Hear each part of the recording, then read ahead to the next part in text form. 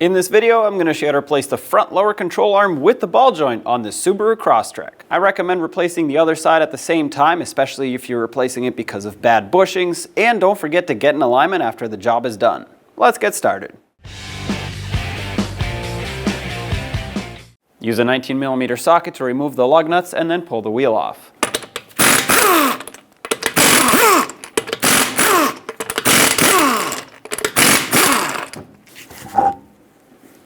Underneath the vehicle, you can see that there's a metal plate here that bolts on this one to the subframe. So we're gonna have to remove both this metal plate here as well as this large bracket in order to get access to all the hardware. Starting with all 6 of these 14mm bolts, remove them and then take this off.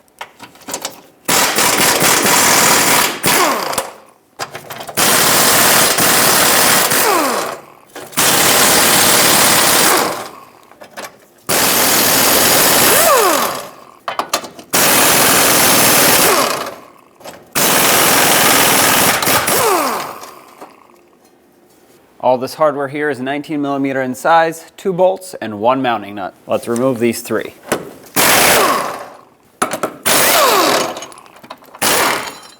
Now this control arm should be able to come off of the back stud here, which it does, but I'm going to leave it on for now. The front bolt is a 17mm in size. The exhaust is right here, so you either need a swivel socket or a hand ratchet to take this off. And on the back side, there's a 17mm mounting nut that you're gonna have to hold with a wrench. That's it. This one shouldn't be super tight. Take it out. Now for the lower ball joint, there is a cotter pin that we have to remove. Most likely, mine's gonna be stuck in here, seized and rusted in place, so I'm gonna have to just cut it flush and tap a socket right over it.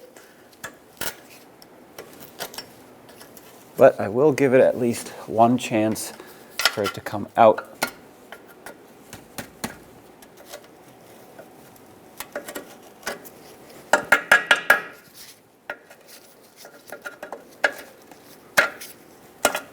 Nope, that just broke. Try to pull it this way. And that just broke. So just like I thought, I'm gonna cut it. Take a 19mm socket and tap it over.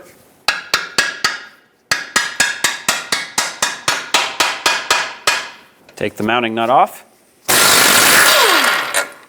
I'm actually going to put it back just a couple threads so that when I pop the ball joint stud off the control arm, this doesn't fall down to the ground. It's going to be held on here a little bit more safely.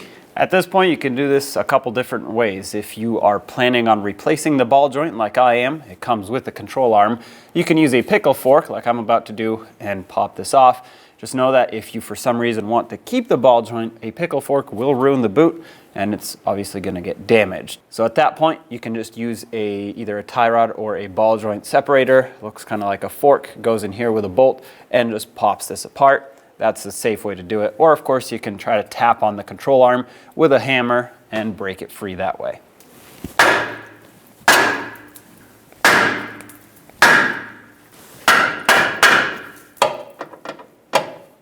Now remove the mounting nut that you put on for safety. Take this off, push the knuckle aside. Okay. And there it is. This ball joint pinch bolt very often seizes in the knuckle and snaps right off. So I sprayed it with rust penetrant and I'm going to work it back and forth. What I'm going to do is tap the knuckle with a hammer right here. That's going to vibrate the threads inside and hopefully help break this free. And then we'll have to very carefully work this back and forth so the rust penetrant or oil, whatever you put on here, can do its job, work itself into the threads, because that's where it gets seized usually. And you don't want it to break inside your knuckle, otherwise you're either buying a new knuckle or drilling this out. So let's start off with a hammer. Just tap right here a few times.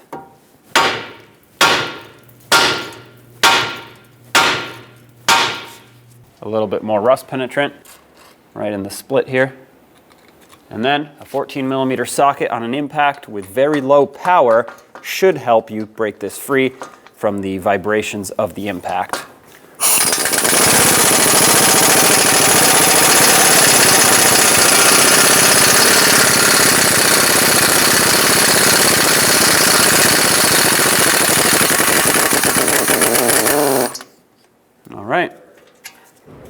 As you can see, it's a little bit rusty, but it's in okay condition, so I can reuse this.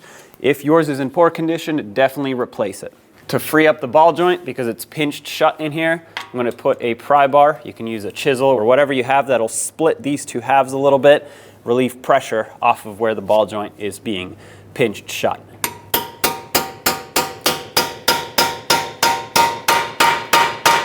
So at this point, it's not going to just fall out. It is quite rusty in here. Now there is a tool that you can install here and it'll pull the ball joint right out. If you don't have that, here's a trick. Reinstall the mounting nut until it's flush with the ball joint stud. Take some locking pliers or regular pliers if that's what you have, and I put them on above the mounting nut.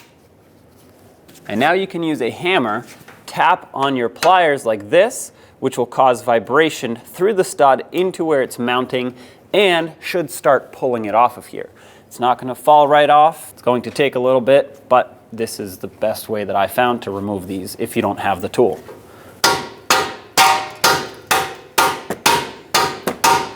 You're going to want to go back and forth to even out the pressure that you're putting on it.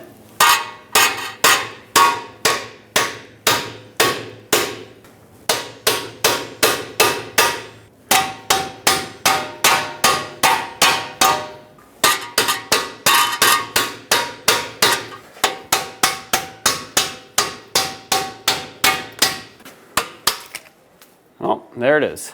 Now I can take my pry bar out of here. I'm going to clean inside here with a wire wheel. If you don't have a small wire wheel that fits, use a little bit of sandpaper and just clean up the rust in there. You don't want it to continue rusting and seize up your brand new ball joint.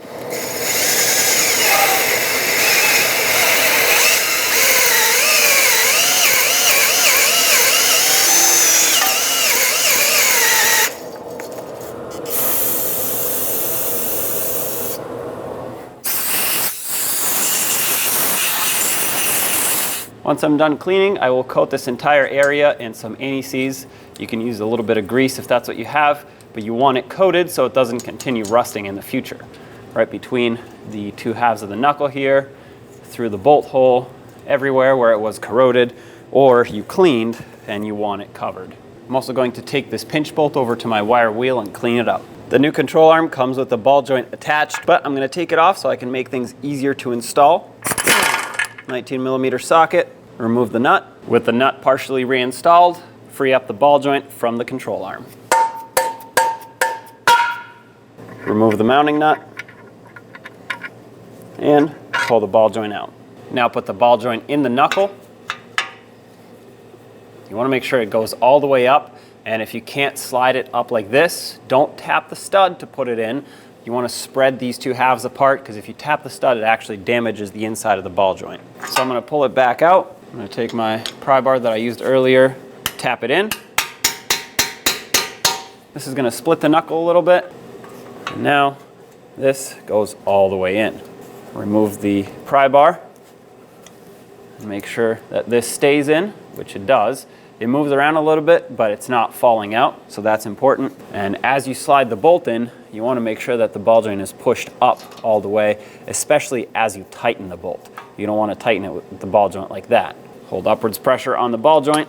The bolt is started into its threads by hand. Tighten it up. All right, the torque on this is not much, so I only bottomed it out.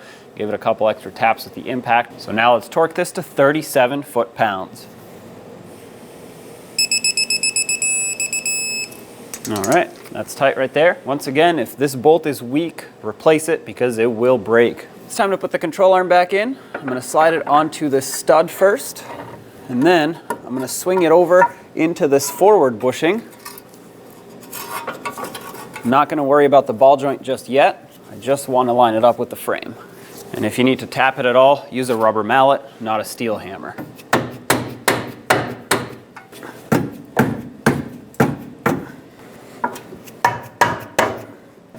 Now I'm going to put the ball joint stud through. There we go. Let's secure the control arm at the back, and that means reinstalling this bracket just like that with one mounting nut on this main stud and the two bolts going into the body. Snug these up.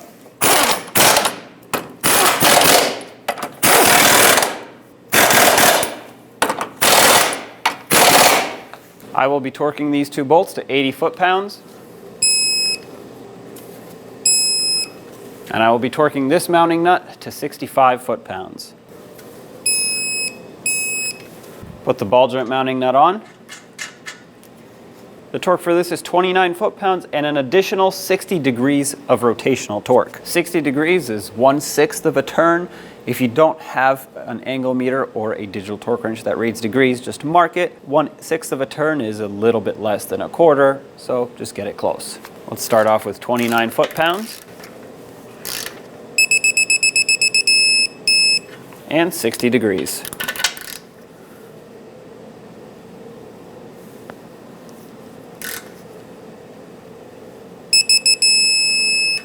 All right, that's it. Now you do have to continue tightening if your castle nut slot does not line up. Looks like mine just barely missed the slot, so I have to keep tightening until this lines up. That's it right there. Slide the cotter pin through and bend it over to lock it in.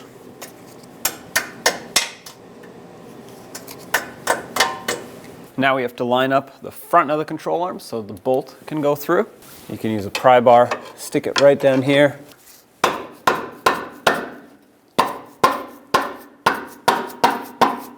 And push the knuckle in with the control arm. That should help you line it up.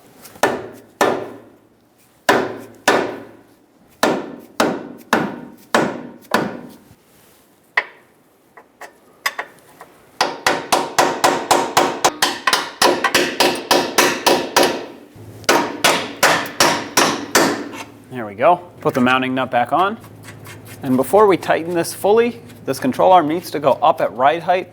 So you can either wait and do this until everything is back together and the vehicle's on the ground, or you can support this control arm and lift it up so it can be close to ride height. To lift up this corner of the suspension, if you're on the ground, you can use a floor jack. I'm on a lift, so I'm going to use a pull jack, and with a rubber pad here so that I don't damage anything, I'll put upwards pressure on it until the control arm lifts a little bit and gets close to ride height. It doesn't have to be exact, you just have to get it close. All right, that's good right there. Let's snug this up and then torque it to 55 foot-pounds. Hold the mounting nut, tighten the bolt. I'm going to torque this on the mounting nut side. That way it's a little bit more accurate. The pressure of the bolt through the control arm bushing isn't going to be a factor in the torquing of the bolt. Make sure the bolt doesn't spin. Lower your support. Put this metal plate back on and start in all the bolts.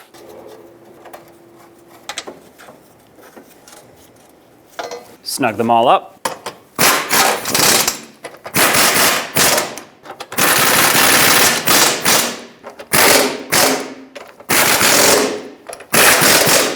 Torque these to 30 foot-pounds.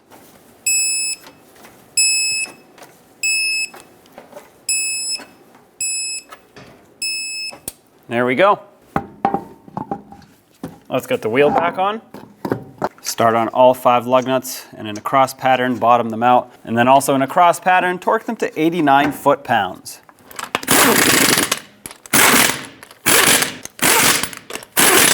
Once again, 89 foot-pounds.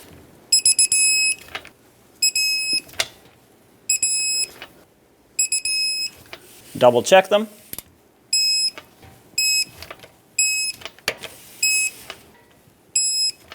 And there you have it. Don't forget to get in alignment after this job is done. When only the best will do, demand TRQ. The only company that lets you view before you do.